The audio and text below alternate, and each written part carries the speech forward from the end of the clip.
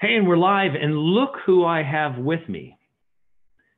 This gentleman is the sweetest of spirits, genuinely a wonderful, absolute, incredible soul. I've been watching Santos's videos for quite some time, and Santos has a channel, if you're not aware of his channel. It's Mr. Astrotheology, and as many of people have heard me speak of that astrology and the Bible are not separate. So when I speak of scripture and helping to understand, there's probably no one better to help you see and connect to those links between those two. And I think we've probably chatted back and forth on email, trying to get together at some point in some stage. And finally, we're here. And Santos, this is Santos, and you can give the correct pronunciation if I don't pronounce it right. But I'm Sicilian. I'm a Sicilian Jew, so a Roman Jew. So I'm as confused as a nun on a honeymoon. And so I pronounce it more Italian. So bonacci is what I would say. Santos bonacci. But I'll let you introduce yourself and give us a little bit, if you would, Santos, a little bit about your background, how you kind of came about into the studies, and what you speak of. And I see your microphone is muted, so we got to make sure we unmute that. There you are. And so I'll let you go from there, Santos. Oh, lovely. Thanks, Derek. I really appreciate your warm welcome. I know that you've been watching my videos. You've told me that, and vice versa. I have watched many of your interviews, and I really appreciate the depth of scripture and understanding that you have. I always enjoy your work. It's refreshing, it rings and resonates with me and my work. So I'm really happy to be with you, and I hope we can do a really good show. Yeah, it's funny, but it's amazing that somebody that goes to your channel, I've had many people say to me, oh, I've gone to Santos's channel, and and he talks about different things that you talk about, and I go, really, no, yes and no. And as I've continually talked about, I use this same rock as the description. I said, if I'm describing this rock from this side and Santos is describing it from this side, it's going to sound like two very different things, but it's the same rock.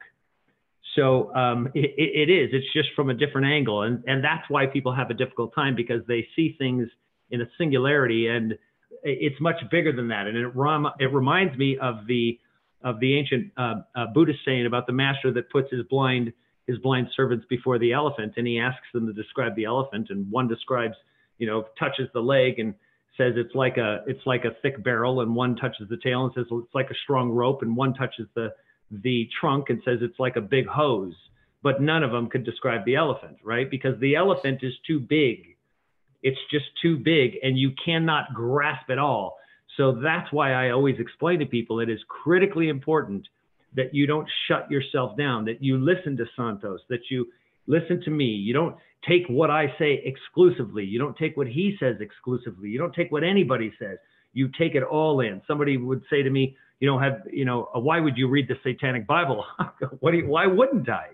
Right? I know how to discern where, what it is, because I already see it from this side of the table. I'd like to see it from another side, and iron sharpens iron.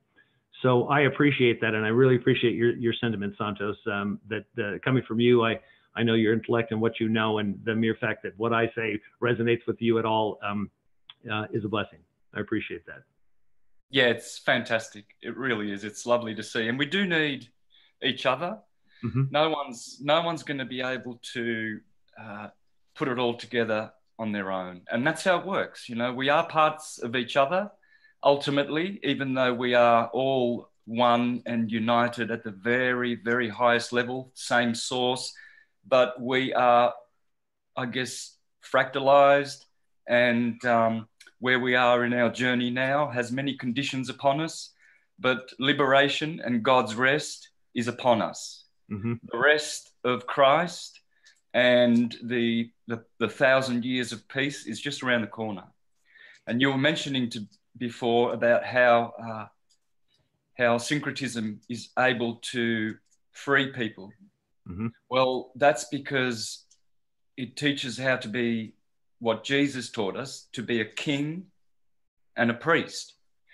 So when he was the archetype of the king, hence King of the Jews, and the Jews would be you and I, those who are going from a called state into a chosen state. Mm-hmm. The Jew is just a period, a transition from human, Jew to God. Mm-hmm. And so he taught many lessons. Give unto Caesar what is Caesar's, and what is God unto God. He taught how to answer questions in a court case scenario other than answering, which is swearing. Mm-hmm. You mustn't swear, but you ask the questions, hence you are acting as king, asking. And so he also taught a fine lesson when he walked on the water. His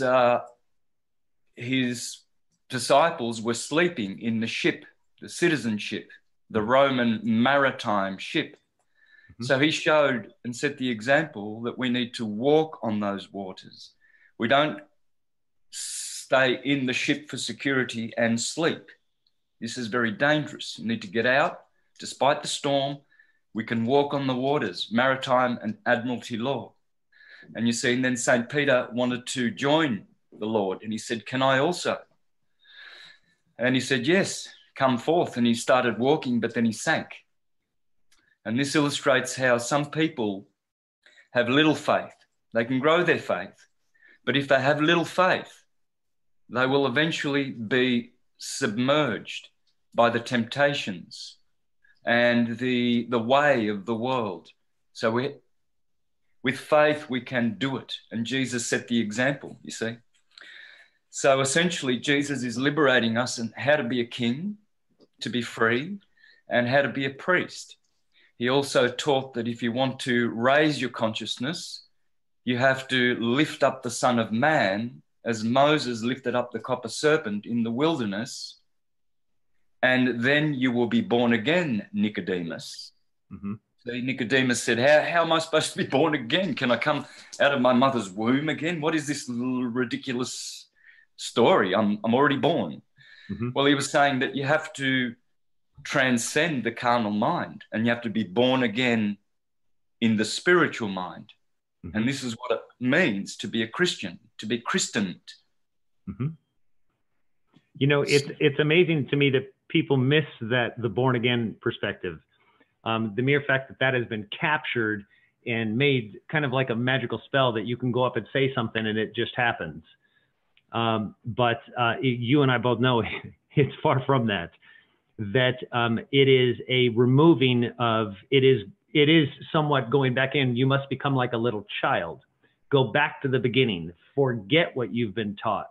Forget everything you know. Look at everything with those fresh eyes, with that innocence, with complete wonderment. Look at everything new. Find it and do not have any preconceived notions as to what it is or where it leads. And that is the hero's journey, right? That's the call to adventure. And it is a brilliant path. It is not one that many people can do, as you just described as Peter getting out of the boat, having to walk on water, right? That he lost faith because of fear and challenges. And because that path, as you've learned, and we'll talk about that later on. We're going to talk about some of the challenges, the more recent challenges that you faced and how you've handled those. But it is brilliant. I mean, you're saying exactly, and this is why you could see in what I say, what you speak of, even though you can speak it from a astrological standpoint. I can see absolutely how you see it through my eyes and go, this guy's saying the same thing. It's brilliant. But continue on, because I love that you're taking the words, and this is where rightly dividing the word. Why do you have to rightly divide something that doesn't have something hidden within it? And that there's messages within there where you're saying, asking, right? You're asking.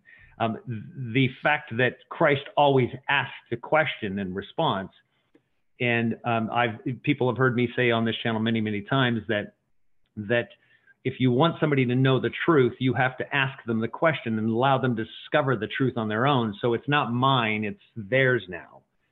And that's how you're talking about that he's making them kings and then priests first. I mean, and people say, you know, they want to have opposition and say, you can't be a king and you can't be a priest and you can't be God. Well, if everybody is, well, that's quite different, right? And how you accept and understand such a position or such an office in arrogance and ego, of course, the person that is living in arrogance and ego will always see that office as corrupted. They won't be able to see it as pure and humble and clean and true and peaceful. They won't be able to see that because they aren't clean and humble and peaceful and true. So they'll never be able to see it. And Christ mentioned those things as well when he would say, you speak of what you know. You don't speak of the things that you don't know. You speak of what you know. And you speak of evil. That's why you're evil. Because that's all you can see. You speak of what you know, not of what you don't know. And, you know, those are words that he said to Nicodemus as well. So, and his marveling at, you know, you're the teacher of Israel and you can't see this? Like,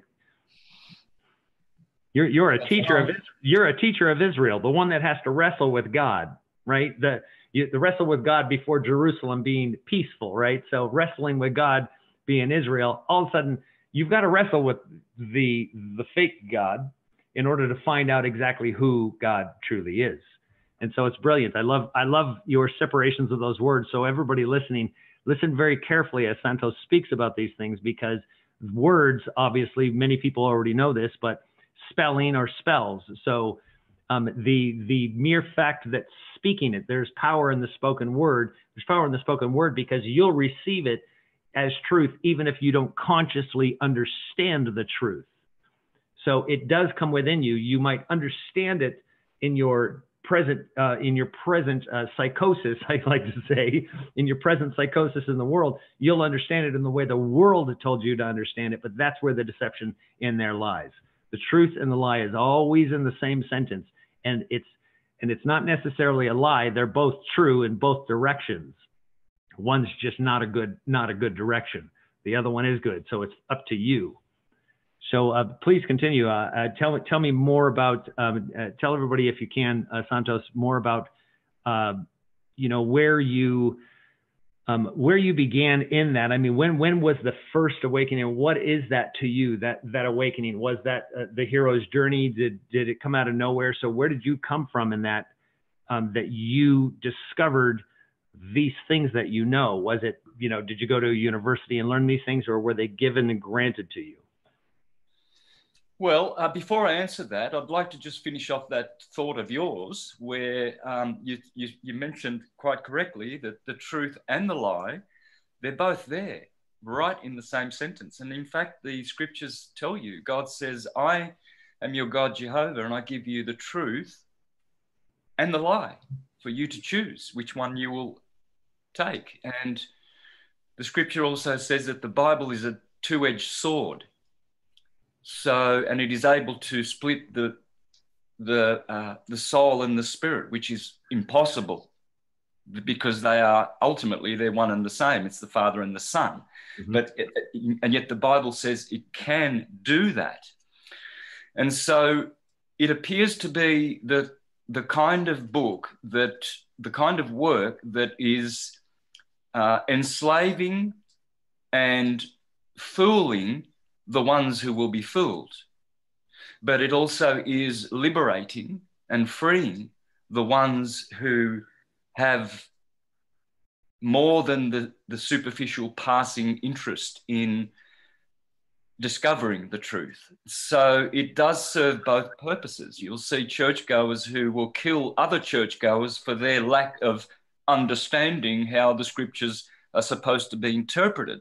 So this is, in fact, you know, displaying and illustrating how it is such a powerful book that it can actually keep people ignorant. Mm-hmm. So how did I awaken to all of this? I've always been semi-awakened, you know, since a little boy. And I've always paid attention and treasured scriptures in my heart. I was a Jehovah's Witness from little boy to 13. 13 comes, and I started wanting to snoop around out there in the big bad world. I left the witnesses, did all the regular things you do as a teenager, came back at 19 because I wanted to serve God and I wanted to do the right thing. And so I became a Jehovah's Witness that lasted for about 25 more years, knocking on people's doors, trying to save people, etc. And then obviously, for a real truth seeker, you won't last in organizations like that. You will not last. They will wear you out. Yeah, and eventually I started seeing that this was not satisfying. It just was not satisfying my soul. I was hungering for real truth.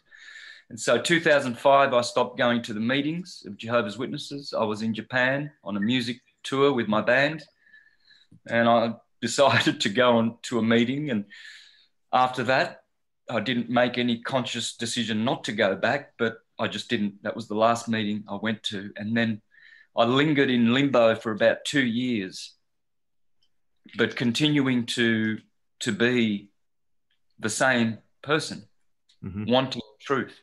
And then someone, a friend of mine, suggested I read the book Synagogue of Satan by Andrew Carrington, something or other. He has a third name.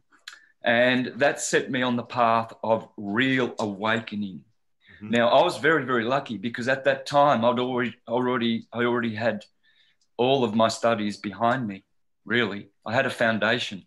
I was an astronomer, a musician, professional all my life, linguist, spoke 8 languages to varying degrees, did all my theology, etc. So when I started watching videos like Esoteric Agenda and Zeitgeist and getting into Jordan Maxwell and guys like this, it was so easy. There was no struggle.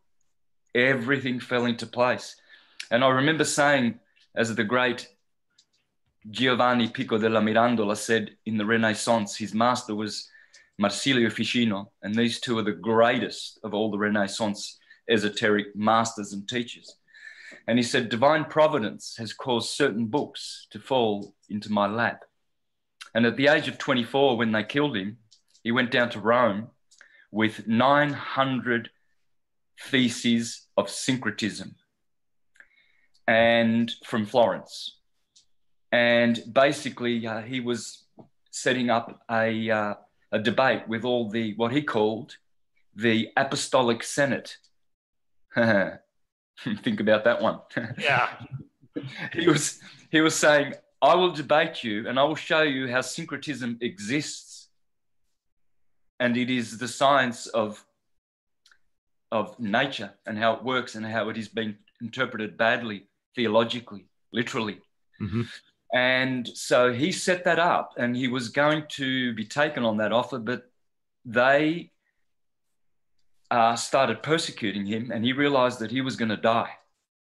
So he fled back to Florence, and eventually, I think at the age of 24, they got to him and he was poisoned.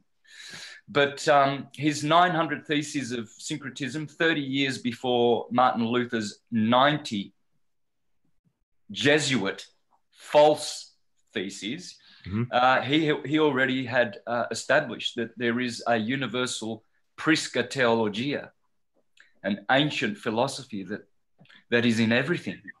And you can't separate it. Whether you read the Quran or the Bible, you will find the science of energy and how waves carry that information. Hence, I always do my presentation based on the wave. Thank you, Walter Russell, who said, the secret of the universe lies in the wave. And so if that's true, well, then I thought, well, I'll set about disproving or proving that, because that is a massive, profound truth. And it made sense to me because the wave vibrates. It's got a polarity, positive, negative.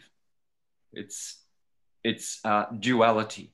Whereas the pulse, which precedes the electrical wave, the pulse would be magnetism.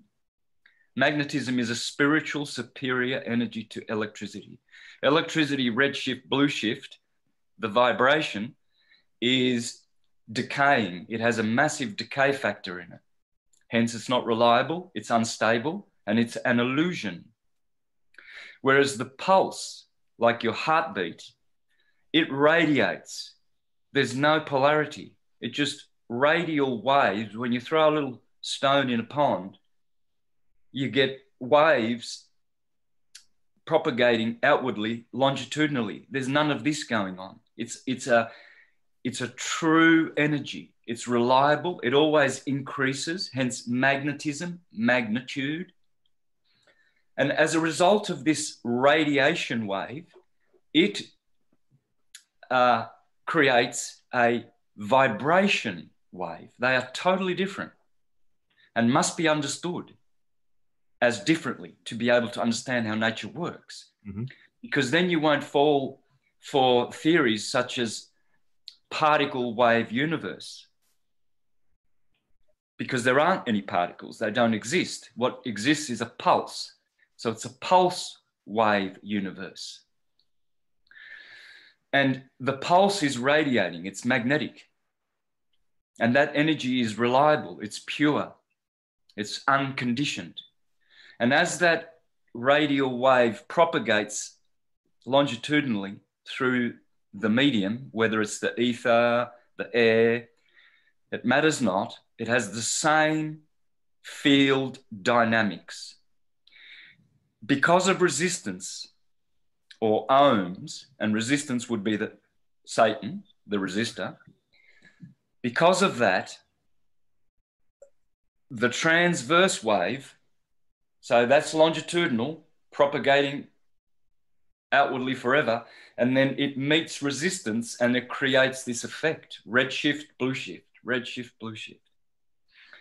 And so understanding the difference, that the wave is the illusion because it's temporal, it's unstable, and it is the fruit of the tree of good and evil, you see?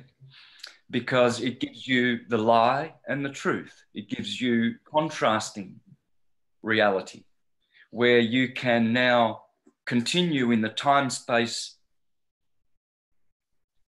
continuum to enable what is really in your heart to be presented in a theatre on the earth. Earth and theatre are the same word. And so it gives us an opportunity to be able to show and unfold what is in us in time and space. Even though we transcend time and space, our source, our spirit is beyond this world.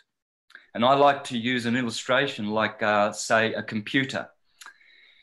You know, the information is stored on your hard drive in counter space. It doesn't take any space, hence a full hard drive doesn't weigh any more than an empty one. Mm-hmm. But the information is there. It's only information. And when you reboot your computer, you can resurrect and reincarnate that information. And on your screen, there's your file. All the images are there, and you can improve them and then put them back to sleep again when you shut your computer off. This is a fine way to understand how incarnations and reincarnating actually occurs. It's like a reboot, a resurrection, and it's an opportunity for improvement. You never want to open a file and desecrate it and decimate it and start all over again every time you do. Mm-hmm. What you store in your file, you know you're going to build on that, you see. But when the computer's sleeping, you don't have any opportunity to make improvements. You have to wait for a reboot. And so that's what the philosophers say. Only when you are in the time-space continuum, experiencing life, is where you can make improvements. Hence, you know, people are very diligent to do good deeds so they can get into heaven. And so this is how it works. It's we have an inner knowing that we are here to improve, evolve, grow, transmute, transcend. And so we know that there is a carnal mind, and it can deceive us often. It wants us to, follow the ways of this world as though they are real and solid and what we should be doing. But no, it isn't. We have an inner knowing that before we came to incarnate, we had certain contracts to fulfill, certain obligations and duties, and certain destinies and fates. How would you suggest that people discover that? I mean, it's obviously, you and I both know that it's far more difficult to explain, how, but I mean, a lot of people ask me constantly, how do I die to myself? How do I discover if, as I go to your website, I was on your website looking at it, and you have some statements from Socrates, 2 from Jesus, 1 from Shakespeare, Gandhi, and Goethe. So you've got, Socrates saying, guiding rule is know thyself. Jesus, the kingdom of God is within you. And also from Jesus, do you not know that you are the temple of God and that the Spirit of God dwells in you? Shakespeare, to thine own self be true. Gandhi, turn the spotlight inward. Goethe, trust yourself and you will know how to live. So with those statements, I mean, they're telling us, but how would you explain it to the people to say, how do I die to myself? How do I find me and what that purpose is? Well, there's various ways that have been provided. There's meditation, contemplation, reflection. There's also other paths, like, for instance, entheogens. Some people actually do need a plant, like San Pedro or ayahuasca or something, or even just an experience through experience. Unfortunately, though, experience is one of those ones that can be a bit of a problem, like Pinocchio. He wanted to experience the world, but he wanted to be a real boy at the same time. And Pinocchio means pineal ocular in Italian. Pinocchio is the eye of the pineal. So he realized through experiences that he didn't really need those experiences.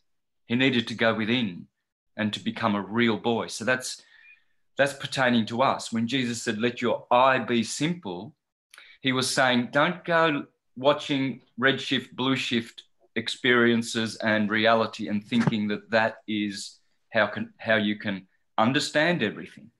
You have to go with your inner eye, keep it simple, and you will see what your purpose is. Now, there are other ways as well. For instance, in astrology, when you do your chart, you will look for the North Node, which is where the moon's ecliptic intersects the sun's, because the sun's on the ecliptic. The sun can never declinate, positive declination or negative. The ecliptic is the trajectory of the sun, and it can't go up or down. It just goes across the sky. Whereas the other 6 planets, they will always be near the ecliptic, in between the 18 degrees belt of the zodiac, but they will also go above the plane and below the plane. And planets like Pluto and Mars, they have a real, massive massive arc. The inclination against the sun's ecliptic, whereas the moon doesn't. It can only go 5.5 degrees positive declination or 5.5 degrees negative. So they're always together. But what happens is when the moon actually hits the North Node, it goes above the sun's ecliptic path for 14 days, and then it hits K2, the South Node, and it goes below. So this auspicious point here, that Rahu, the head of the dragon, this is more like the head. You resemble your head, and you can think correctly, and you can have success through being of that energy of having your head, whereas K2, you lose your head. And so it has a negative connotation about it. So the North Node is very important in your chart. In whatever house it falls in, it tells you where growth karmically would be the best place to focus your energy.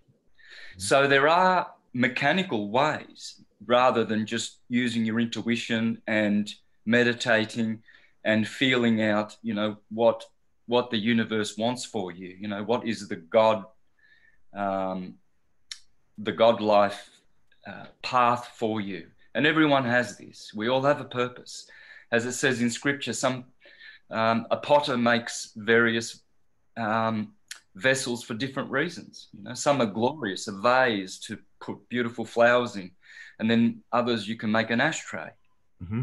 And, you know, they have different purpose and different dignity. Mm-hmm. And the same with people. We all have different gifts. Some are healers, some are teachers. Mm-hmm. Some are the kind of people who offer practical help, and we all excel in our various gifts.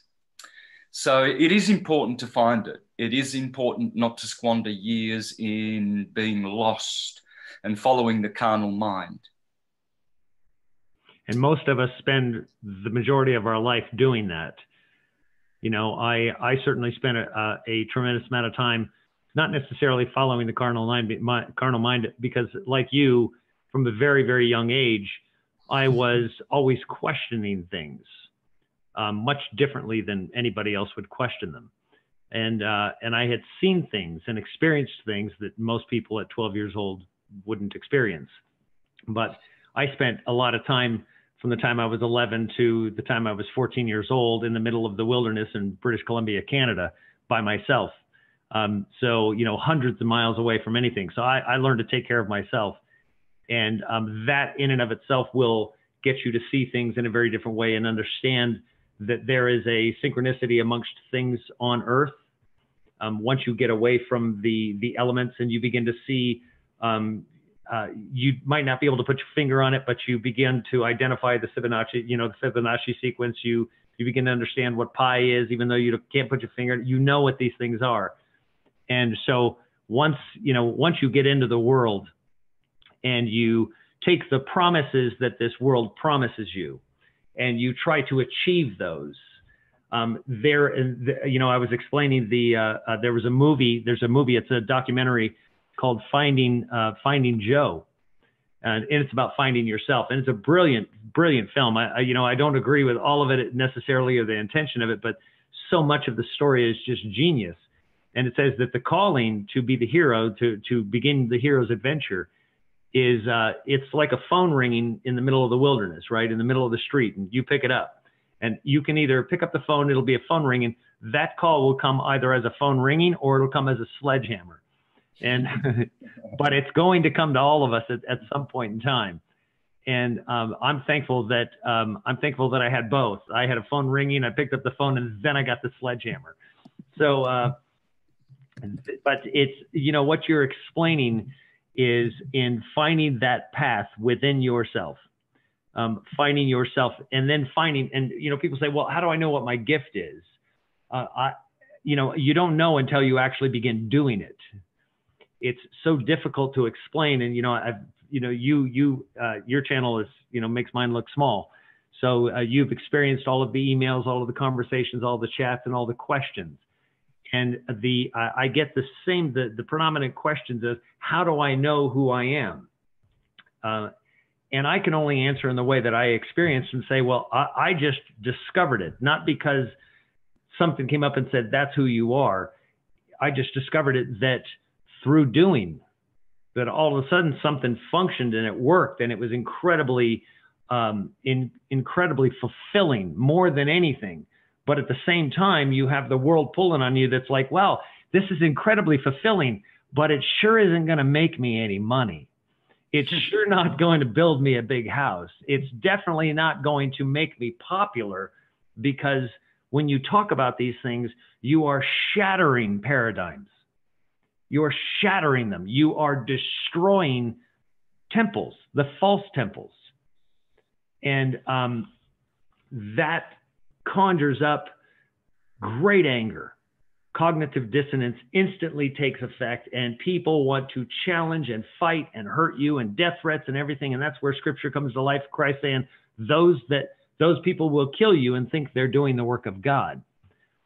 So it's incredible that, you know, I've watched one of your videos about you're a slave to the Romans, and that your soul is a slave to the Romans. And you can't disagree with it when you see where we're at today, and the monetary systems and what they do and how they change us.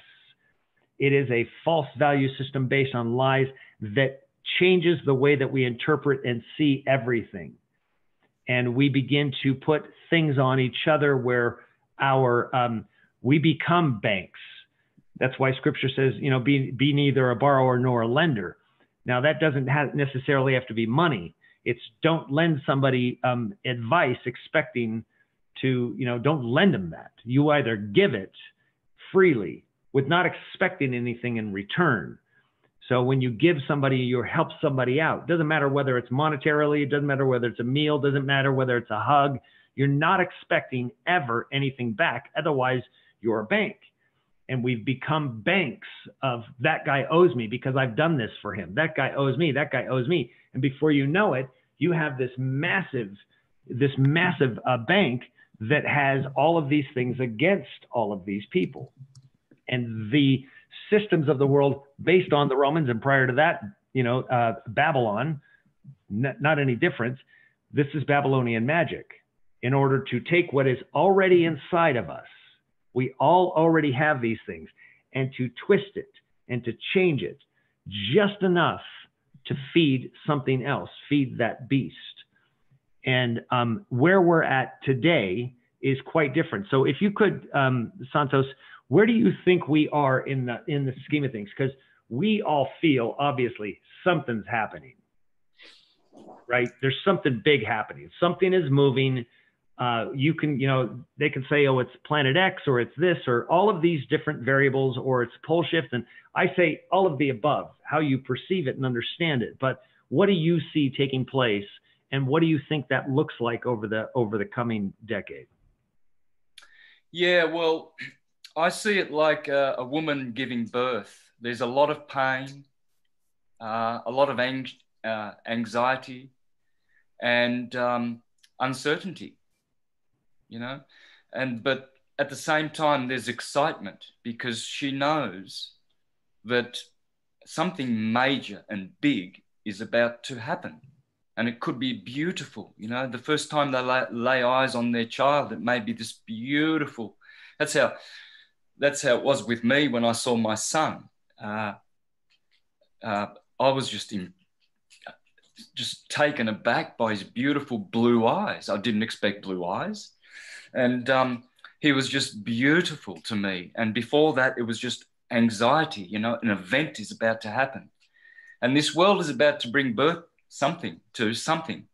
Mm-hmm. And it's going to be big. Yeah. Yeah. And it could be a singularity, could be one thing, or it could be 2 or 3 outcomes.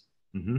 Because the universe does do this, at the end of the cycles, everything is harvested, the weeds and the wheat. And that's why Jesus, when he spoke of the sowing of the seed, and his disciples came in and said, Lord, the seed that we planted last night, an enemy came overnight and planted weeds in among the wheat. Mm-hmm. Shall we pull them out? And Jesus says, no, let them grow together so we can distinguish them at the end of days. And then it will be easy to pluck out the weeds. And we separate them. Yeah, separate them and burn them. Mm-hmm. And so the separating process whereby the sheep and the goats, the sheep on the right, which will go off into everlasting blessings, and the goats to everlasting perdition and damnation. So what that's saying is that there is a time at the end of the cycle where all of our deeds go with us. Mm-hmm. And then you will be measured against those deeds as to whether you are worthy to ascend into a better place. And this is all depicted by the Egyptians in their scenes about Amentet and Horus and Osiris, with the scales weighing the heart against a feather. Feather and heart are the same word. So if your heart is not as light as a feather, judgment comes, you know, and you've only got the Son of God, Horus, to intercede and implore the Father with extenuating circumstances and other information that might help the cause of the one being judged. And it's the same with Jesus. He is the intercessor. And so I see that there could be two outcomes. We might be taken as the chosen ones, the ascended ones of the magic number of the saints, 144,000, which is symbolic. And we may actually be transported, always in the same place, but in another dimension. So we'll always be here, but we'll be in paradise. It's a different condition. It's a different frequency. Like your television, you can't be watching Channel 7 and Channel 9 at the same time. It's a solid state. So you have to choose one or the other. And so it's easy for the universe to elevate us and put us into another dimension if we resonate with it and if we're ready. We're not going to be thrown in there if we're not. And so I'm hoping that the way I would love for it, if I were God, and I am in the highest part of me, I would have written the script in such a way that that all will end up being blessed and the outcome will be good for everyone. Not that they'll all get the same exact thing. That's not justice. We're not equal. But I believe that in the singularity model, everyone can go to paradise, but why can't the ones who are more worthy and have done harder work and more work, why can't they just enjoy perhaps a more complete blessing, you know, rather than, you know, again be reduced to the common denominator, which is how it is in this world. Some of us come into this world with a lot of past glory and good deeds, but we still have to eat and drink and work together with ones who haven't done much work. And this parable, there's a parable where a field owner looks for workers to work in the vineyard and sees some come early in the morning, and he says, well, this is what I'll give you at the end of the day. And they agreed, and they went out to work in the vineyard. Then at midday, others came, and the boss, the master of the vineyard, also negotiated what he was going to give to them. Mm-hmm. And then at the last hour, other workers turn up, and because there's so much work to do, they were employed. So they all line up at the end of the day for their wage, and everybody got the same wage.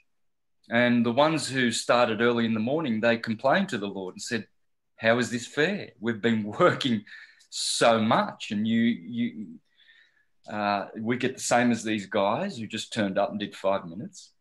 And Jesus, the Lord and the Master says, did we not agree at the beginning what you would get? He said, well, aren't you happy? I gave you what we agreed. I didn't cheat you.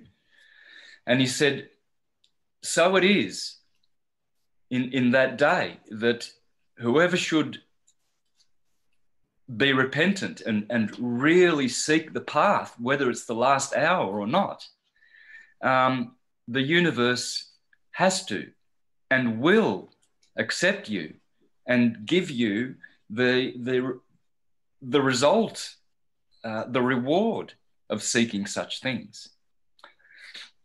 Yeah, that goes to the first will be last and the last will be first as well. That's the point. Yes, the first will be last and the last will be first. So never should we think, oh, wow, I've been a philosopher all my life, vegan or whatever you may, stand for that you think is the good thing to do, and sit back and condemn, you know, these others who don't even care to work for the Lord. They're godless, you know, they're busy chasing after the wind. Surely, you know, oh, my rewards and what I will get will be so, you know, exceeding that these people won't even, you know, compare. No, it's not like that. You know, we need to be humble, and we will get our just rewards.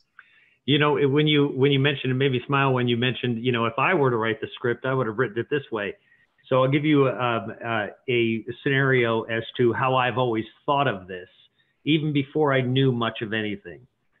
That, you know, and it was after seeing a picture of deep space, of trillions of universes, and I realized at that point, I went, something's up.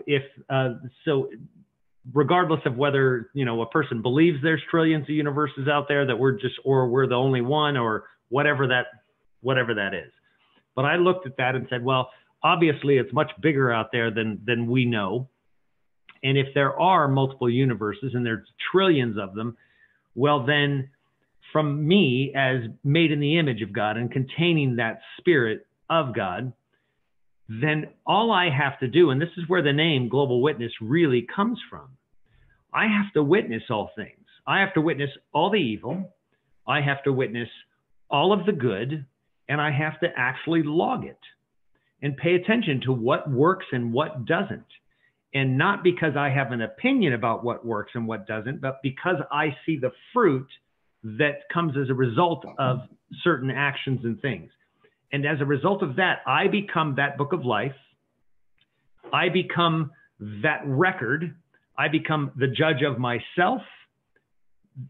Just like Christ said, the Father judges nobody. He's reserved that for the Son. That's us. I'm my greatest judge, because nobody knows what I've done more than me. No one knows what I've thought.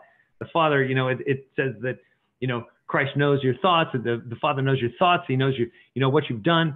So circumcise your tongue, circumcise your mind, circumcise your heart, all of these things. So I become that judge. So with that said, I, in my heart and in my soul and my spirit and my consciousness, I know what earth should look like. I know what it should feel like. I have that construct already established. So I want to pay attention, and I want to know the bad conditions of everything. I want to know the good conditions of everything. I want to know the truth of love. I want to know the truth of hate and where it comes from and how that comes together. Now, when all of this comes and there's a new heaven and a new earth, well, if I'm the son and I inherit something, and this is a training ground for me to understand really what it is to be that guy that creates the universe, well, there's trillions of them waiting for us. One of them is yours. Now, here's the opposing side, that if we are that powerful, well, if you choose to live in that worldly way, and you like the monetary system, and you like being manipulative and screwing somebody over, well, guess what? That's the world that you'll graduate into. That, to me, is eternal damnation. You want to be in this world? Well, guess what? You get to maintain that, and you get to be the God of that miserable, awful, God-forsaken land. So we'll give you a universe too, but it's going to be hell. But for those that have understood and imagined and paid attention and observed and built and crafted the universe as they see it through the eyes of God, through the things that he's taught us, well, that's your universe. I just thought that was, if I were to write the script, that's exactly the way I would have done it. Yeah, absolutely. We have so much power, most of it dormant, that we can really create that beautiful universe, as within, so without. First of all, we do the work, the interior work. Mm-hmm.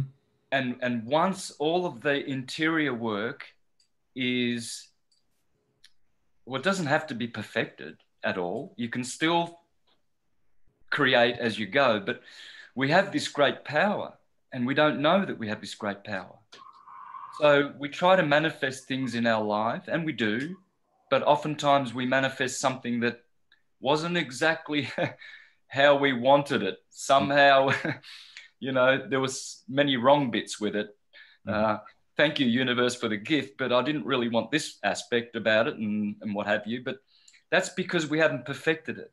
And we won't get our full power until we are worthy and have proven ourselves to be able to use that power in a correct way. You know, many people, they get power and the first thing they do is they misuse it. Like a knife, you know, you can kill someone with a knife or you can cook your food with it. So it's about choices. And so we have the ability to find our power again. Now, how you do that is through self-love and self-worth. And you won't get this in church. No, you won't. That's right. They'll tell you that you're a sinner and you're not good. You're deficient. You're already starting from a very bad, you know, you need all these salvation protocols and what have you, and even to get anywhere near. And then you've got to pay indulgences and you've got to do all these good works. The Jehovah's Witnesses used to record every hour that they'd go out in the field ministry because, you know, they were reporting to God, you know, and to the congregation how much zealous work they're doing. Well, all of this is limiting our power. It's like saying to a little bug that jumps a meter high, you put him in a little jar and you put a seal on it and he hits his head on. When you take that little bug out, we all know this illustration. He now has conditioned his mind to only jump so high.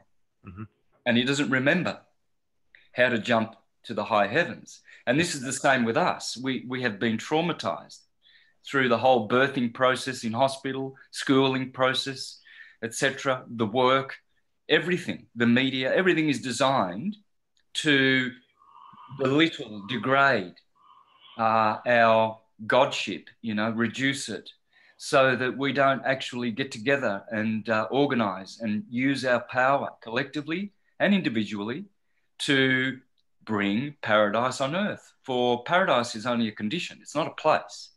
You don't go there. You live in it, you know. So we can do that. We have the ability. But self-love and self-respect, which is very, very hard to get. It's been a journey for me to do it all my life. I've just only recently been able to accept myself as a good person, a loving person, a happy person. And then once you do that, then lo and behold, that's the only way you act. You see, I've found that when I was misbehaving in the past, it was because I didn't love myself. I didn't respect myself. I thought I did. But it's a different thing than loving some other object or subject or anything outside of you. When you look at yourself in the mirror and you meditate and you go within and you find that you love what you see there and what it stands for, its principles, its ideals, etc., then once you do that, then everything you do from now on will be the best that you can do. Yeah, it's amazing to me that, you know, the church, as you were saying, the church will tell you you're a sinner. That doesn't mean that we're not all broken. If they said you're broken, it's okay. It's very different than going, you're a sinner, because they call you a failure. And the reality is if you're born into failure, then how would you know that you failed? Well, they go, well, we're going to remind you that you failed. And let's not forget that the very first thing that the doctor does when you're born is make you cry. I mean, I have no idea. They say, you know, well, it's so we can make sure he's breathing. Well, why don't you try to make me laugh, jerk? Right? Try to make me laugh then. I have to breathe to laugh too. Why you got to make me cry? Why does that have to be my very first experience in this place? So it's funny to me. I think about stupid things like that ultimately become very profound, and it shows me that there's a pattern of that type of misery here. But the church itself will tell you you're a sinner. And the funny thing is that as we're talking about just what you're saying, Santos, is saying that you've only recently learned to really love yourself. And that is really the hero's journey, because knowing thyself, once you can know thyself, then you can truly love yourself. But that journey itself is shedding the things that you don't love about yourself. Now, what is it that we don't love about ourselves? We don't love that we did something bad over here. We don't love that we said something hurtful to somebody. We don't love that we stole something. We don't love that we, that we took advantage of somebody. We don't love ourselves because of all of those things. And so the repentance that the church will tell you is you need to repent. Well, the idea for the church and religions all over the world of repentance is begging somebody to forgive them. God, please forgive me. Please forgive me. Well, it's no wonder that they really never, ever believe in God as a result of that, because they don't believe in God as a result. They pretend like they do. They carry their Bible. They go into church every Sunday and Wednesday night and Sunday morning and Wednesday night. They pretend like they know God, but they don't, because they still feel guilt and shame of being a sinner. I'm just a sinner. I'm just a sinner. No, you're not. Who was Christ? Didn't he tell you to be just like him? He was without sin. Do you think that the guy was without sin his whole life? Do you think that he never had a bad thought at some point in time? If he experienced all things that we experienced, Santos, if he experienced us so he could speak to our condition because he had experienced it, well, then he had to also experience the shame of doing something bad towards somebody, or the sorrow of somebody being killed close to him.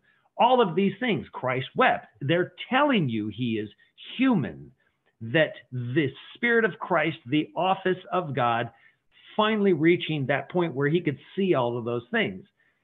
That is dumping. Repentance means turning away from. So all of those things that you hold against yourself, if you're the book of life and the Son is who judges, the Father doesn't judge anybody, he's reserved it for the Son, and you're the Son, then you need to dump and repent from everything that you hate about yourself. And once you can, and now that is, people go, what's the most challenging thing in this journey? Forgiving yourself. Forgiving yourself. It is death. You literally have to want to die. So that's why these awakenings take place in traumatic moments, trauma, where we've gone through something awful. We need to our response to that is, I'll just die. And I don't know whether you've heard the backpack story, but I've told it a number of times that it's a beautiful thing that you take.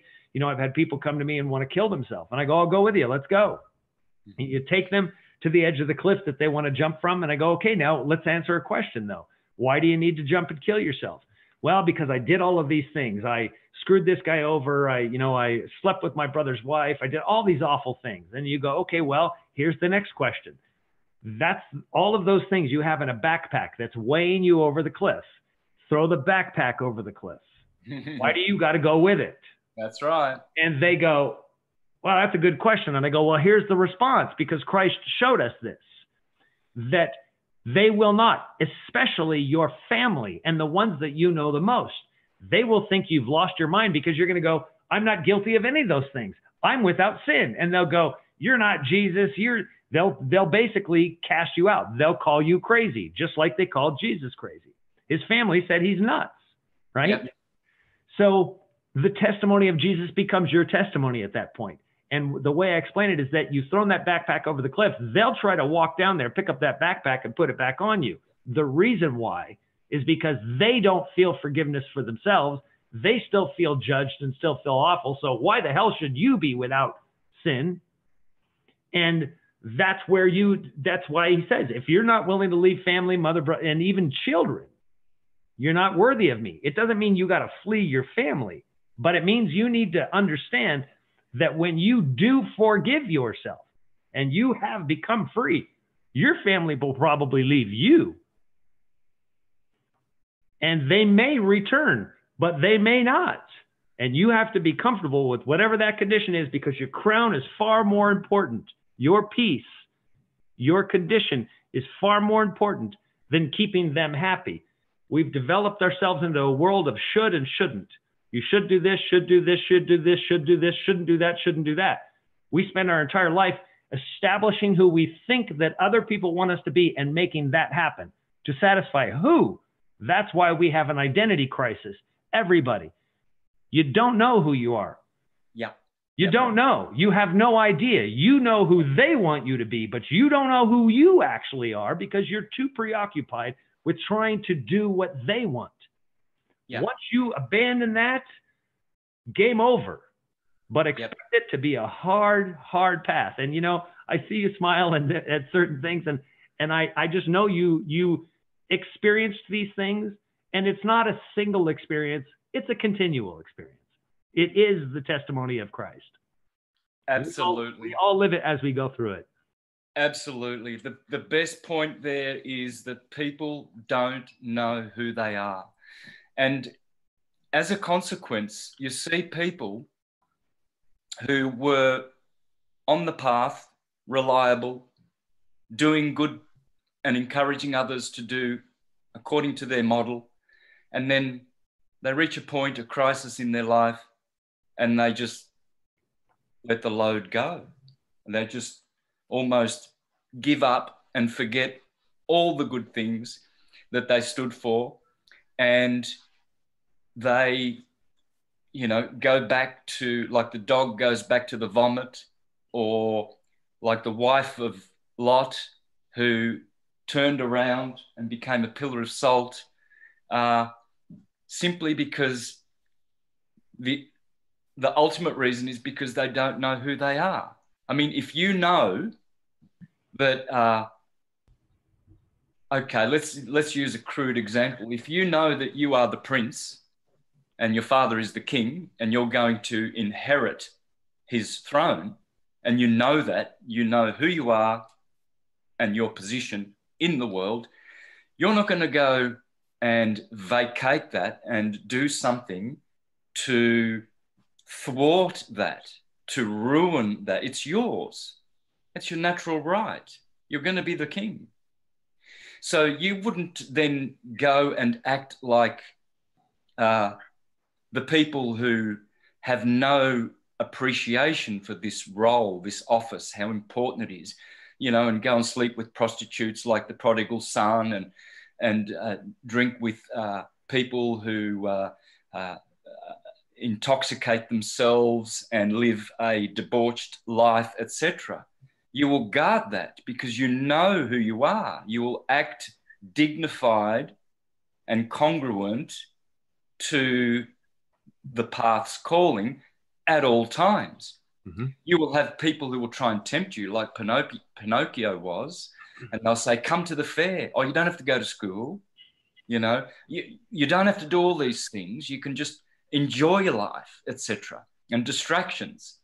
And so if you know who you are, that will never happen. Unfortunately, the people who have set these examples and were standing tall and that have fallen, that's the reason why they've fallen. They really do not know who they are. And they've vacated a glorious, glorious future for a pot of bread, as Jacob did with Esau. He said, give me a pot of bread. I'm hungry. I don't care about my birthright. Look, you can have it. I don't want to be the firstborn. I'm hungry. Give me some bread. And he didn't know, really, in a sense, or he put it aside, who he really was. He didn't appreciate it. Even if you do know who you are and you don't appreciate it and you think, well, hey, it's fun in the world anyway. Everybody else is doing it, so I'm just going to give up and follow their way and turn from the path. But this is folly. You know, this is only harming us. Mm-hmm. So he who endures to the end is the one that will be saved. We can't just go trying the path for a few years and, oh, that was nice and it helped me and I've grown, but now I'm going to go back to the carnal mind and operate out of the carnal mind. You can't do that. You will be hurt. Yeah, it's like people have been conditioned. It's kind of like going to a movie. Oh, I went to that movie and I'm inspired, right? I'm inspired to do something new. And that night they're talking about, oh, I just loved it. I loved it. And then the next day they've completely forgotten about that inspiration and they go right back to the carnal thinking. right? They don't see the potential that they have within themselves. So they've convinced themselves through the night or through their through the subconscious or through their conditioning in the world that, you know, that inspiration was nice, but all of those great thoughts that I had, yeah, I really can't do that. I can't be that. Well, it's the same thing. Somebody goes to a church, they might feel open and they might feel something for the first 2 or 3 times because they want to, and they manifest that within themselves. But then all of a sudden it doesn't happen. And so they lose interest very quickly because it's, again, this is the Babylonian magic that I speak of, that we're expecting something all the time. You know, the reality is that I'm expecting something all the time too, but it's not always good.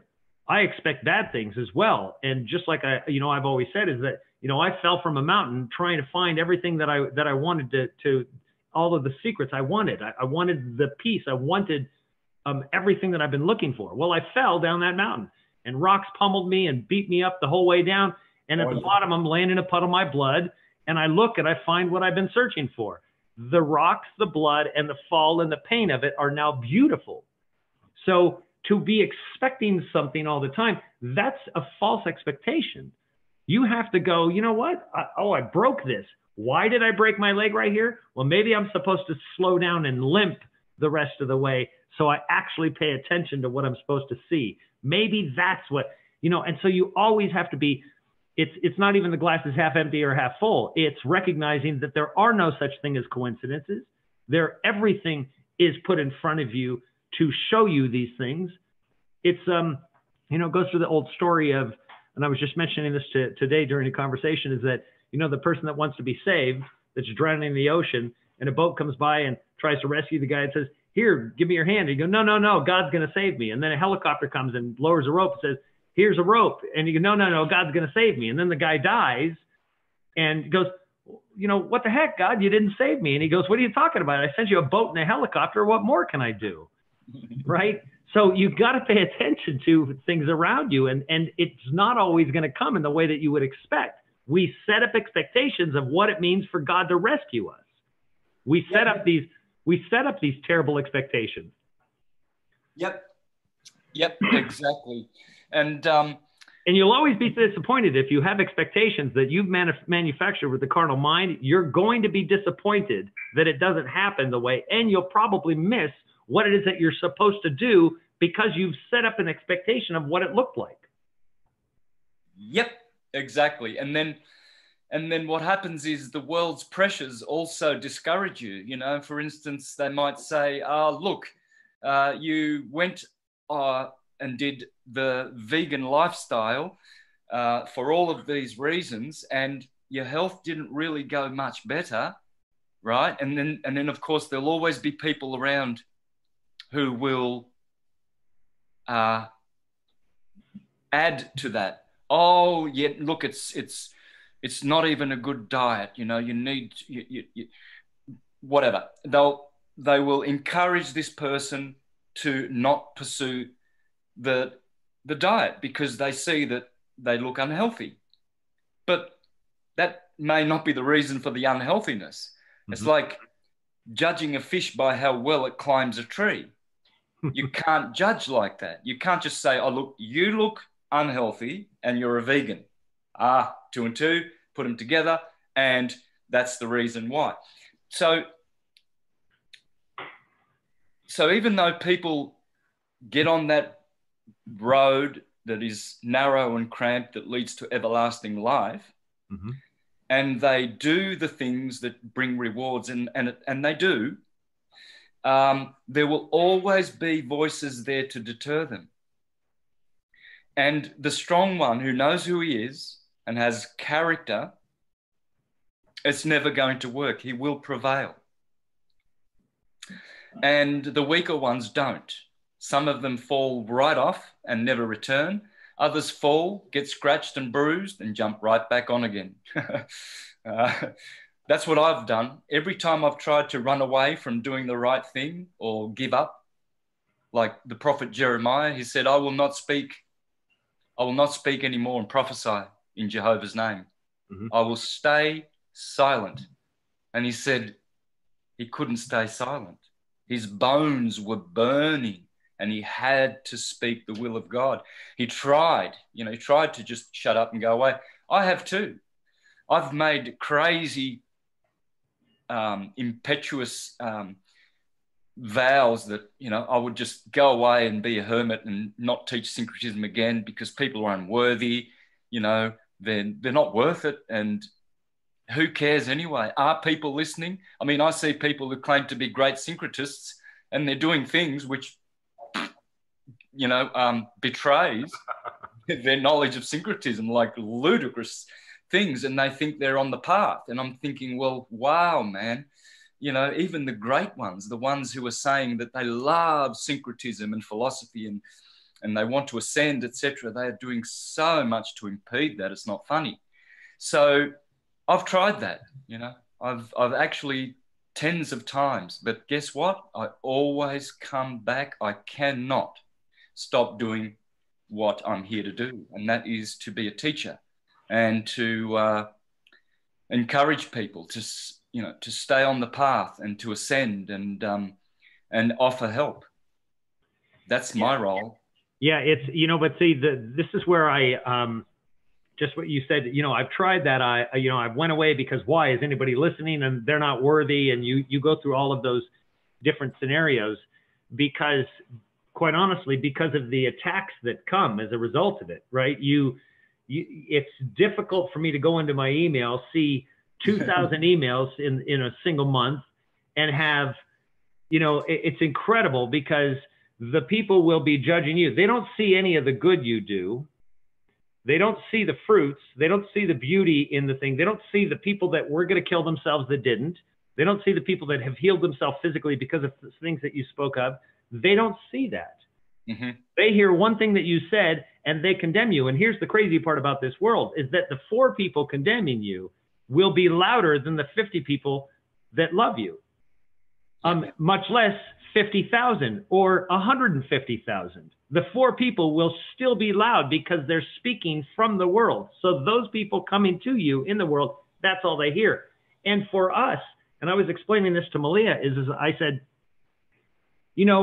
because I don't like the thank you, I don't like accolades, I don't like people to pat me on the back and you're genius or you're smart or you're beautiful. And I don't want that because I want it to, and I understand that people want to show their appreciation, but I'm very aware that I'm still in the skin suit and that it has that impact.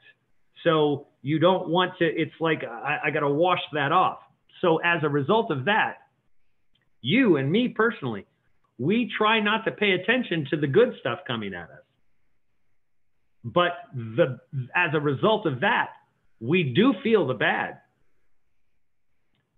Right? You do feel the bad. Yeah. And you basically, and you see it, and it becomes so visible because the visibility of the anger, and also, quite honestly, some of the selfishness. I mean, just the people that say, oh, I'm awake, I'm enlightened, the absolute selfishness by which people will act, you just want to throw your hands in the air sometimes. Yeah. And so I get it.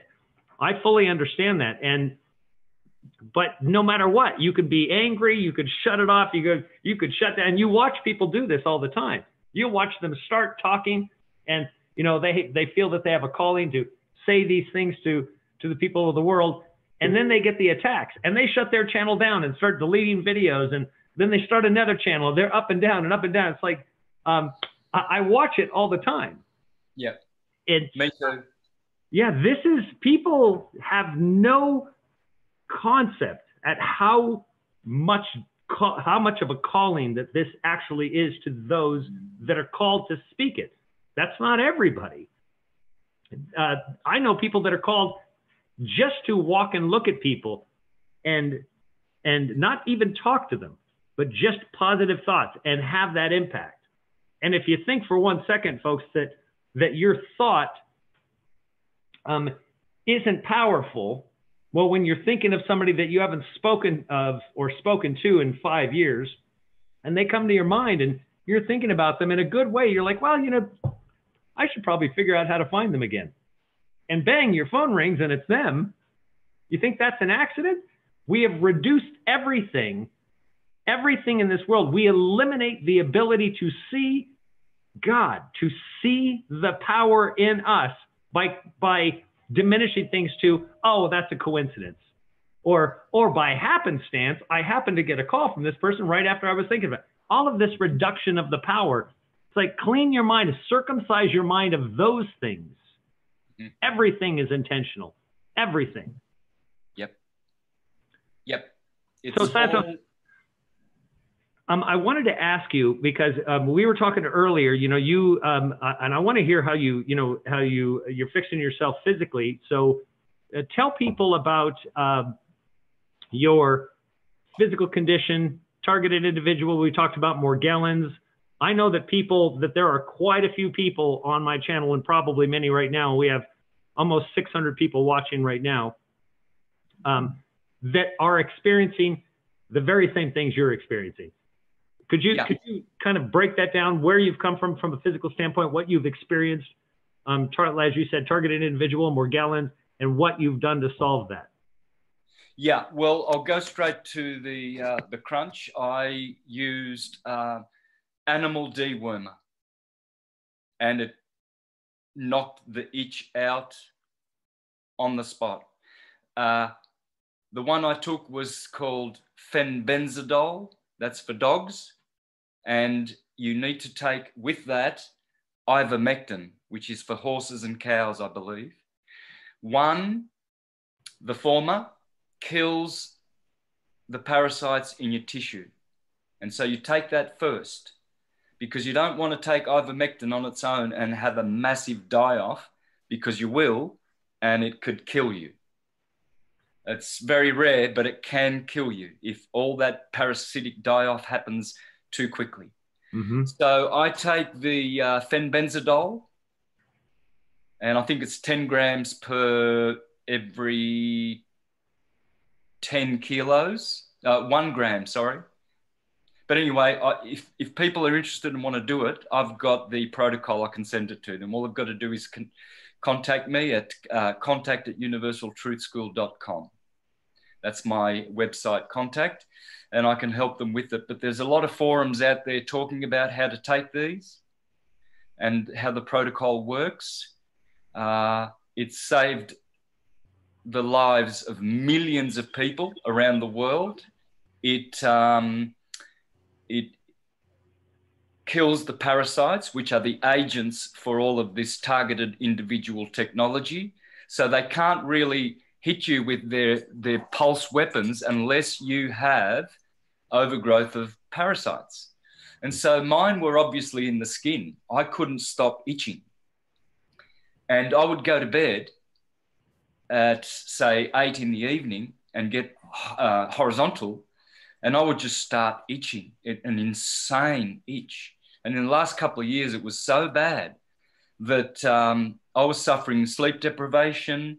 I was suffering many, many horrible things, cornered into a dark, dark place, that my darkest hour, my reasoning was impaired, my emotions, everything. I was hurtful and abusive,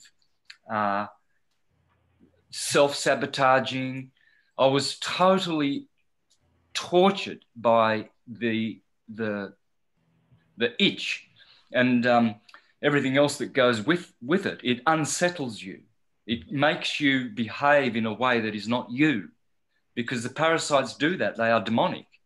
And I realize now that I've done all my healing with the parasites and also other healing to clear entities. And I've done some San Pedro and peyote. So I've been working with the plants as well, and mushrooms. And they have really, really enabled a great, great healing. Right now, I'm just the happiest I've ever been. I feel so good. I feel confident. I feel restful. And I don't have this feeling anymore of wherever I am, I'm in the wrong place. I need to be somewhere else. Guilty. Always feeling like, what am I doing here? I've got more to do. There's always a duty, a sense of duty, which causes me to then, be right on my purpose and, probably overexert and devote myself too much to syncretism and not enough to leisure. And so I've been very unbalanced. So when you remove the parasites, you're now able to think for yourself properly the way you really are. You're able to act as per what's in your heart. There's no voices impeding you. There's no voices derailing you and you know, taking control and making you do things that you would never, ever otherwise do. So I encourage people to have a think about it. I was told about ivermectin about a year and a half ago, a beautiful woman who had been watching my information about my health and how much I'm suffering. And she reached out and said, Santos, you really need to take this Japanese invented parasite killer. It kills the nerves of the parasites, knocks them out dead, dead, dead. And you need to take that. And I know the symptoms. I have the same symptoms and I cured it. And unfortunately, I was not persuaded and I just let it go. I didn't act on it thinking that you can't take animal products. You know, a human cannot do that. It's just not right. It can cause trouble. So I wish I didn't, but we have to learn sometimes the hard way, and I did. And I could have spared myself the worst year of my life. Yeah. But anyway, I'm back on track. I take this is the fenbenzidol. Mm-hmm. It's from the Ukraine. You won't be able to read that, but fenbenzidol is the dog dewormer. And then ivermectin, there's a lot of people out there talking about the glorious, miraculous healing properties. It basically just cures everything. People have cured tumors, arthritis, bowel disorders, digestion disorders, cancer, headaches, etc. Everything. Because at the root of all disease is parasites. Mm-hmm. Yeah, well, there's no question about it. Parasites, it's remarkable that we don't really know necessarily just how parasitic we are. That we live amongst it, and obviously I think it's probably getting much worse today. And just so you know that I have a fairly good understanding, I'm going to show you a picture right here. This was a removal of a parasite that came as an interesting way, but I could feel it, and it would vibrate, and then it was pulled out, and it was a parasite, like a worm. That was right here. What's that? Is this you? That's my side, yeah. Wow, man. Wow. How long was this parasite? Probably about 7 inches. And how did you remove it? Well, here's the crazy part about it is, and this is a story that is, if it didn't actually happen, I wouldn't believe it. Now, the great part about it is that I found that when certain things have happened in my life, that there's always somebody else there to witness it. So I can ask them, did that really just happen? You know, just to make sure that it wasn't me kind of losing it a little bit. And so what had happened is I felt this thing in my side vibrating, like I would laugh and it would vibrate and it would like tickle, kind of like and I was like, it felt like something was in there.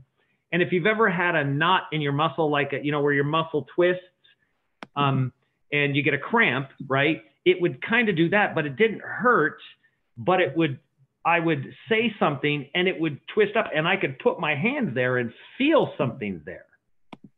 And I'm like, what is that? Like, it was weird. And the craziest thing is I had my house in Los Angeles was vacant.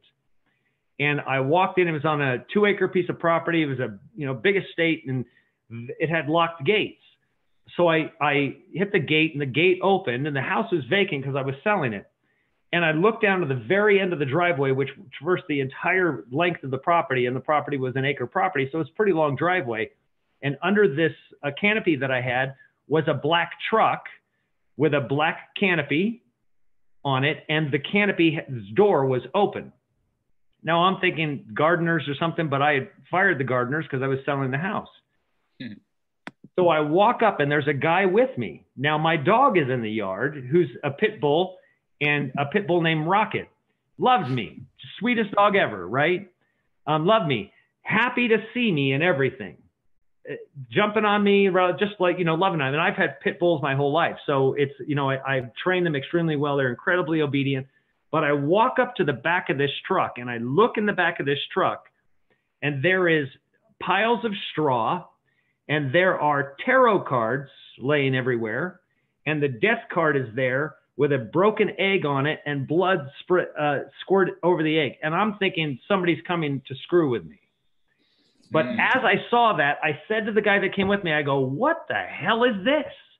And the second I said that, my side vibrated and my dog bit the side and pulled that right out of me and then dropped it on the ground. You vanished on me. Are you got to be kidding? No, the dog actually grabbed it. Yeah, he grabbed it and had it on the ground and was biting it. And I was like, drop that. And first of all, I got to tell you that when it was removed from me, it was like electricity went through every single inch of my body. It was like I was being electrocuted. It was as though I had gone through I can't even explain the pain. I've been bitten by dogs, but trust me, it's not a dog bite my side because he actually didn't. And the amazing part was you can see that's not a dog bite in the picture, and I'll show it again. That's not a dog bite. Whatever he pulled from me, it was as though if you took a rope and you put it in hot wax and you kind of swirled it around and then you let the wax like a rope in wax, and then you pulled the rope out of the wax, it would leave a concave round like the shape of the rope when you pulled it out. That's exactly what that looked like when it happened. And here's the crazy part about it was when it pulled out, there wasn't any blood, only a tiny little bit, but it was really wet. And instantly I was trying to, I don't know what it struck me, but instantly I heard and blood and water flowed. And I was like, it pricked him in his side. What was that? I was like, what is that? And it was mind blowing to me. And I was like, wow, maybe there is something in all of us that must be removed. That's right there at that spot in the side. I still can't answer this question. It's one of those open questions that, when I tell people, when you learn something new or something is weird, don't contemplate on it too much. Just wait. The answer will come around. But when the dog pulled it out, he had it on the ground, and it was like a translucent worm. Yep, seen them. Translucent little snake, and its head didn't have any identifiable eyeballs, but its shape was like a little human head. It was the creepiest thing I had ever seen in my life. And I didn't know, and I was in so much pain because of this electrical current flowing through my body. I'm laying there on the ground and I could not take my hand off my side. And my dog's trying to attack this thing on the ground. And I'm like, leave it, because I wanted to see what the heck that thing was. And I said to the guy that came with me, and I still know him, so like if people call BS on it, I can always go, hey, ask that dude. He was there, right? Still to this day, he goes, yes, it's the craziest thing I've ever seen. And so the dog knew it was in there and just took a bite and pulled it out. Yeah, it's almost like it was just at the level of the skin that he could get to and pull it out. And the guy that was with me, he looked at the dog and he goes, that dog pulled that thing out of your side like a freaking surgeon. And that's literally what it looked like. It looked like this, like a surgeon had pulled something out of you. It was the craziest thing. I can't, you can't make that stuff up.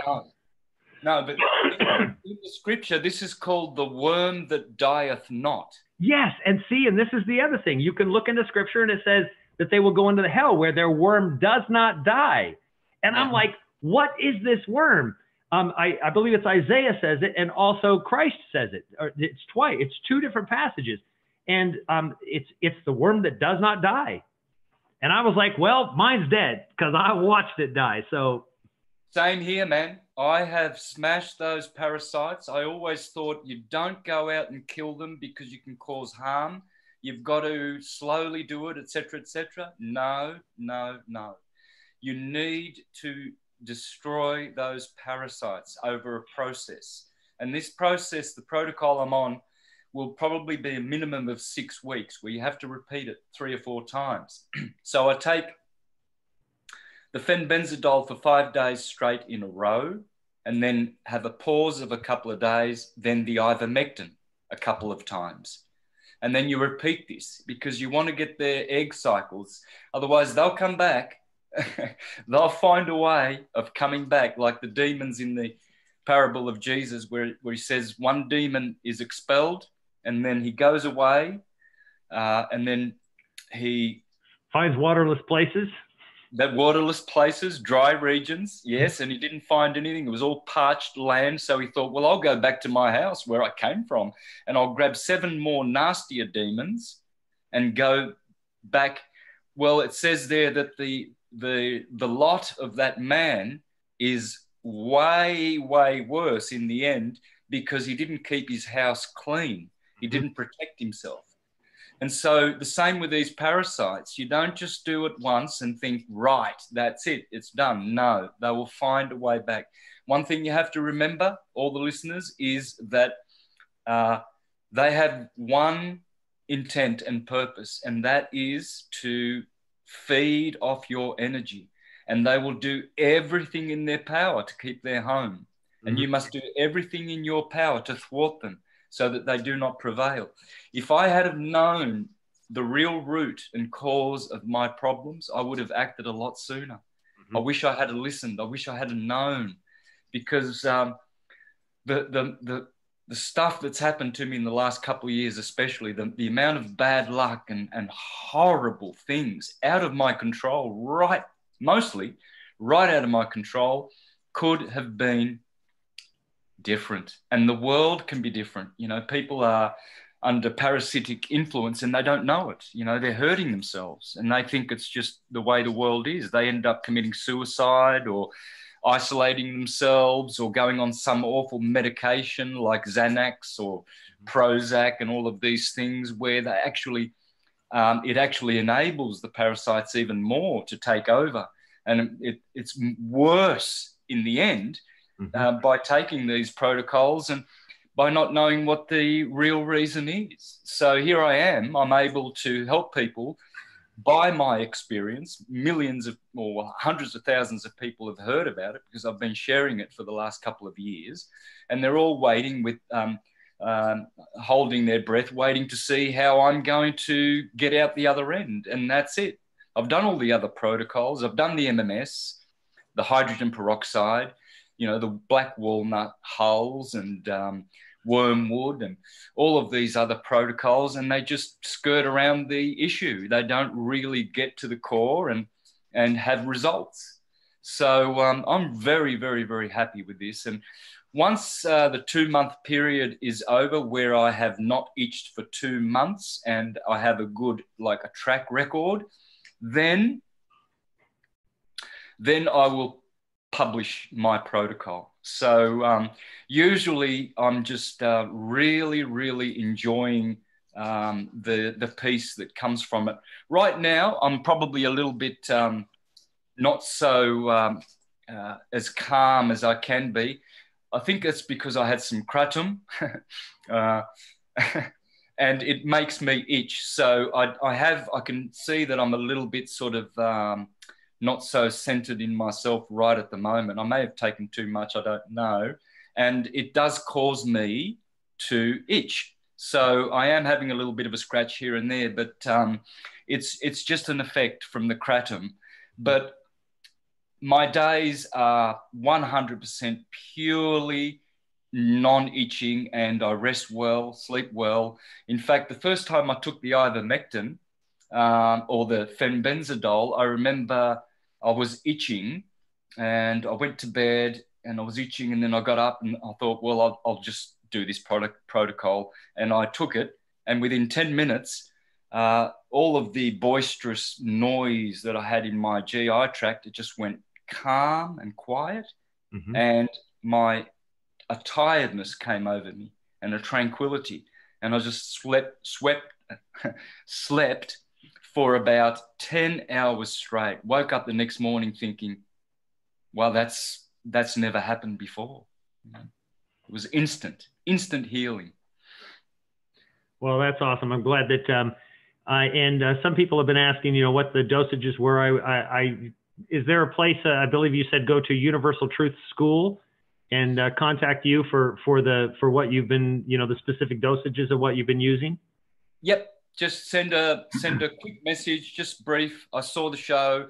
I want to know how to do the parasite protocol. And I've got it ready there in a letter, in an email, and I just add that to the email and send it off. It will give you where to buy both of those products and some of the forums and websites talking about the protocols and how they do it, because there's a little bit of a variance and discrepancy in how some actually administer it and so forth. But it's always around about the same, just that certain people have had different results from different ways.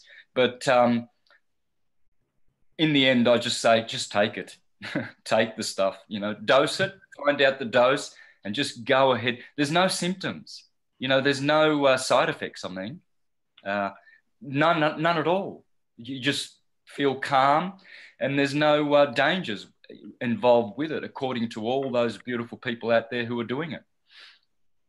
Well, awesome. I think you and I could probably pick some different subjects, and we could do multiple shows. And you just let me know, Santos, anytime you wanna come on, and we'll make sure we can, we'll have it. Because I've just been watching the chat here and trying to pay attention and look at some of the questions. And I'll, if anybody has any questions, just lastly here, we'll try to take a couple. If you can post them in all caps, it's helpful for me to see them because it goes fairly quick. And we can do that. And, it might be a good, the great part about Zoom here, and I use the webinar side of things, it's a paid version of Zoom, but I can also bring on people, Santos, that, and have them come on audio or even video, and they can come on and ask questions. And maybe one time that you can come on and we can have a discussion and bring some other people on, because I think it's very helpful for people to hear the types of things that we're talking about. I mean, this is, folks, just to help you understand also, Santos and I basically got on here, we said hello. We didn't really plan to talk about a whole lot, with the exception of that Santos said that he wanted to talk about the, what he's done with the parasites. But this is how, if Santos and I sat down and we started to talk, this is what we would be talking about. This is how our conversation would be. So this is kind of, this is what I love about Santos, is that it's kind of just inviting all of you to join us for a conversation that we would have. So I think that we can, we've gone an hour and 45 minutes, and I'm sure that it seems like everybody has been paying close attention to it. But I'll let you go so you can relax a little bit. And I truly appreciate you coming on, Santos. I really want to do more of these with you. So, we can pick some specific pieces of things that you want to discuss and go from there, and we'll have another show. If everybody agrees, go ahead and put it in chat or in the comment after the show. Make sure you hit like. Let's defeat those YouTube algorithm gremlins where they try to eliminate this stuff. And, they're really monkeying with all of our videos right now. Badly. Yeah. So, people that go, oh, well, I'll unsubscribe and then I'll just find his videos. If you don't remember to, what the name was, you're not going to find them again, because they are not putting those up in the recommendation engine at all. Yep. So folks, the only way that people are going to know about this video is if you share it. If there was anything within this show that you feel that was important for somebody to know, then share this with them, send it, because we've spoken about a lot of things here that I think are critically important, and at least it's a start. And we'll try to get into some deeper things when we go. And if and when Santos wants to, I'll bring him on at any time he wants to come on. So if you want to hear from Santos, then you email him and say, get on Derek's show again. In fact, that's why I contacted you about 6 months ago. I had, I think it was, it was two people and a few others. But these two people, they went out of their way to say, Santos, contact Derek, because there's a lot of people in the chats talking about how good it would be for you to get on because you're on the similar path and talk the same themes, etc. And so those two people that I know and respected, they prompted me. And then I messaged you and you said, yeah, let's do a show. And then I had some problems with my emails back then. I was losing them left, right, and center. They were messing with me. I've been messed with on Facebook, my emails especially. And so I thought, well, maybe Derek's busy. I know he's moving. Maybe he forgot or whatever.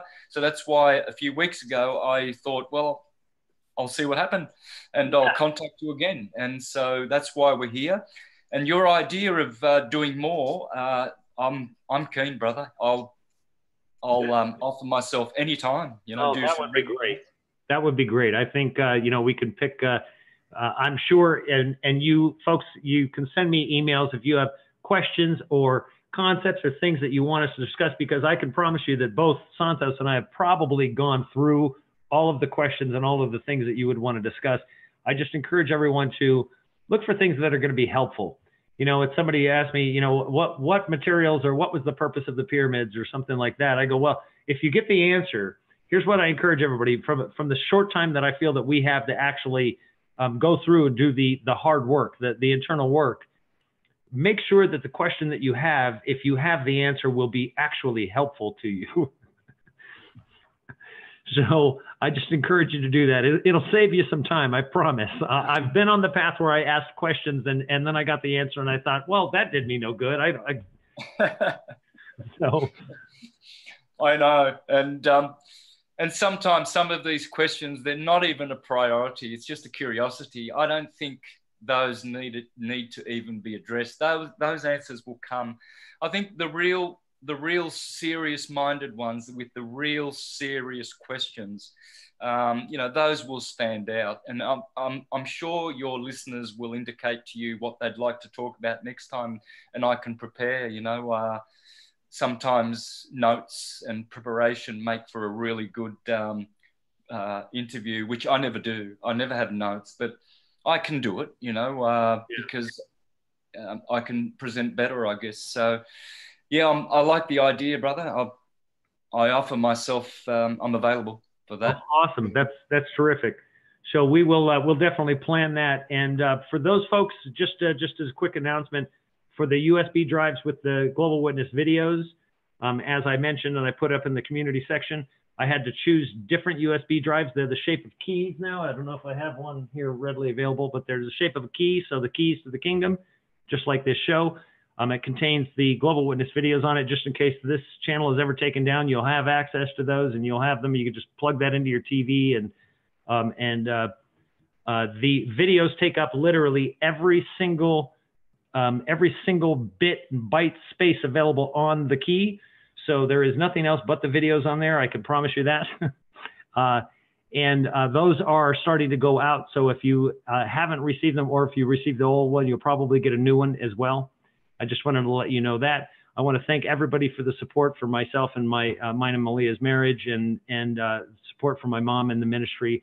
I just want to thank everybody for coming, and we could not do this without you. I truly, I'm always humbled by it. And so I just wanted to say thank you to everybody out there that supported us. And Santos, again, thank you for joining me today. And I look forward to doing this again really soon, very, very soon, and many, many times. For sure, brother. I'd just like to mention at the end here that I'm coming to North America in September. So really? It's only about 6 weeks away.